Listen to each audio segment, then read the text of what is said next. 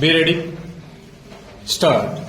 Learned counsel for the petitioner submitted that a valid detention order should reflect that the authority was aware that the detainee was already in prison under judicial custody and there was reliable material before him on the basis of which he had reason to believe that there was every possibility of the detainee being released on bail, and in case of such release, the detainee would indulge in prejudicial activities, and in order to prevent him from indulging in any activities affecting the public order or the tranquility of the community, it was imperative to pass an order for his preventive detention, and unless the aforesaid satisfaction is recorded, the application of mind by the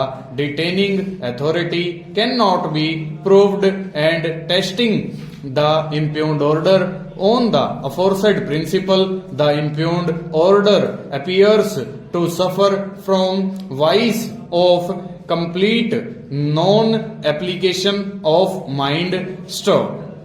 Learned counsel for the petitioner next submitted that since on the date of the passing of the detention order, the petitioner was already in jail and mere possibility of his release on bail was not enough for preventive detention unless there was material before the respondent number 2 justifying the apprehension that detainee would indulge in prejudicial activities in case of his release on bail. Stop. He next submitted that although the detaining authority has in the grounds of detention recorded his satisfaction that the petitioner who was in jail on account of his being accused in case crime number 337 of 2015 under sections 147,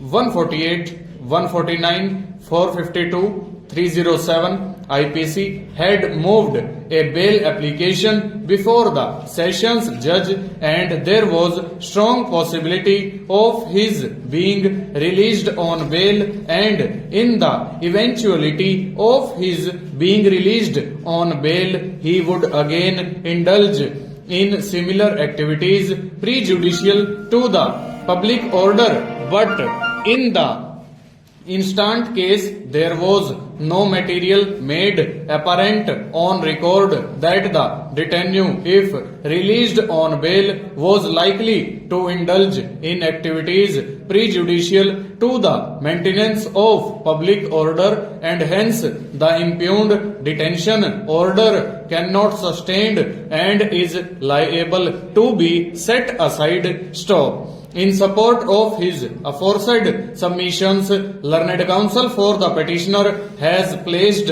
reliance on Shashi Agrawal versus State of UP and others reported in 1988 (1) SCC 436 stanza. Per contra, learned AGA submitted that the impugned detention order does not suffer from any illegality or infirmity requiring any interference by this court. Stop. He further submitted that there was sufficient material before the respondent number 2 justifying his belief that in case the detainee was released on bail he would again indulge in activities disturbing the public order. Stanza.